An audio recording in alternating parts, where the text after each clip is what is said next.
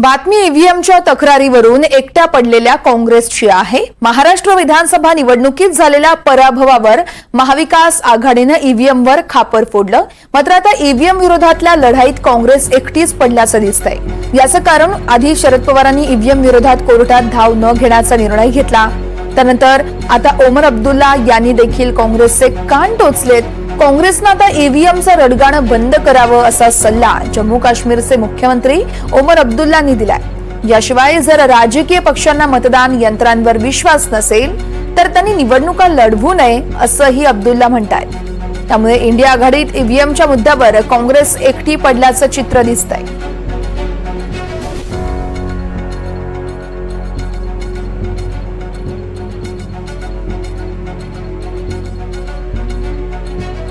मुख्यमंत्री ओमर अब्दुल्ला यांनी मित्रपक्षांना सल्ला दिला आहे। यंत्रणेवर विश्वास नसेल तर निवडणुका लढवू नये असं अब्दुल्ला म्हणतायत। ईव्हीएमच्या मुद्द्यावर काँग्रेस त्यामुळे एकटी पडली का अशा चर्चांना उधाण आलंय। काँग्रेसनं ईव्हीएमचं रडगाणं बंद करावं असं अब्दुल्ला म्हणतायत। या संदर्भात राहुल कुलकर्णी हे आमचे सहकारी आमच्या सोबत आहेत, आपल्याला सखोल ते विश्लेषण करणार आहेत। खरं तर आपण बघतोय सुरुवातीला ईव्हीएमचा मुद्दा हा इंडिया आघाडीच्या नेत्यांकडूनच लावून धरण्यात आला होता, महाविकास आघाडीकडून देखील लावून धरण्यात आला होता। मात्र इतर पक्षांची मित्र पक्षांची प्रामुख्याने कुठेतरी नरमाईची भूमिका बघायला मिळते राहुल। त्यामुळे काँग्रेस एकटी पडली असं चित्र निर्माण झालंय।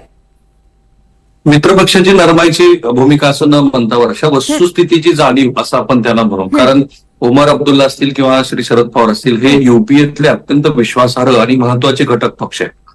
तर शरद पवार यांनी काय केलं तर दिल्लीमध्ये जेव्हा जे पराभूत झालेले उमेदवार आहेत ते आले शरद पवार यांच्याकडे आणि आपण सुप्रीम कोर्टामध्ये जाऊ असं ते म्हणाले। तर शरद पवारांनी त्या 2 दिवसाच्या बैठकीमध्ये तुमच्याकडे ईव्हीएम संदर्भामध्ये काही महत्वाचे पुरावे आहेत का अशी विचारणा केली आणि त्यांनी बरकटवाडीला जाऊन ज्या पद्धतीचं वातावरण तयार केलं होतं त्याच्यावर बिलकुल उलटी भूमिका राष्ट्रवादी काँग्रेसच्या शरद पवार गटाने घेतली आणि ते म्हणाले की आपण आता सुप्रीम कोर्टामध्ये ईव्हीएमच्या विरोधात जायचं नाही। पण थेट हल्ला चढवलाय तो ओमर अब्दुल्ला। ओमर अब्दुल्ला हे राहुल गांधी यांच्या अत्यंत जवळचे मानले जातात। ओमर अब्दुल्लानी लोकसभा निवडणुकीनंतर तुम्हाला ज्या 100 पेक्षा अधिकच्या जागा आल्या तेव्हा तुम्ही आनंद साजरा केला।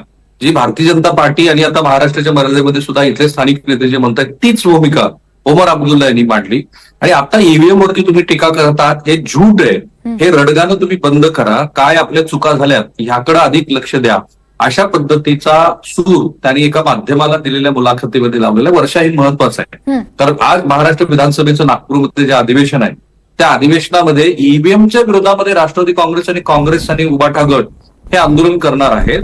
आपल्याला सगळ्यांना कल्पना आहे की आधी बाबा आढाव यांनी पुण्यामध्ये फुलेवाड्यात केलेलं आंदोलन, त्यानंतर मार्केटवाडीचं आंदोलन आणि एकूणच महाराष्ट्रामध्ये जो काही महायुतीला विजय मिळाला आहे त्यात निवडणूक आयोग आणि ईव्हीएमचा फार मोठा वाटा आहे अशा पद्धतीचं चित्र तयार केलं गेलं होतं। आता काय दिसतंय की महिन्याभराच्या आतच वस्तुस्थितीची जाणीव झालेली आहे आणि आपल्या कार्यकर्त्याला सांगण्यासाठीची गोष्ट म्हणून जी तुम्ही एक ईव्हीएमचा मुद्दा पुढे केला होता तो हळूहळू विरत असताना दिसतोय। ना तो कायदेशीर पातळीवरती टिकणार आहे ना तो राजकीय मुद्दा म्हणून टिकणार आहे हे हळूहळू स्पष्ट होत आहे। ओमर अब्दुल्ला यांना आत्ताच नुकत्याच झालेल्या विधानसभा निवडणुकीमध्ये भारतीय जनता पार्टीच्या विरोधामध्ये लढून एक चांगलं यश मिळालेलं आहे आणि त्या यशानंतरच ते जम्मू काश्मीरचे मुख्यमंत्री झालेले आहेत आणि अशा वेळेला त्यांनी हे वक्तव्य करणं महत्वाचं मानलं जातं आहे।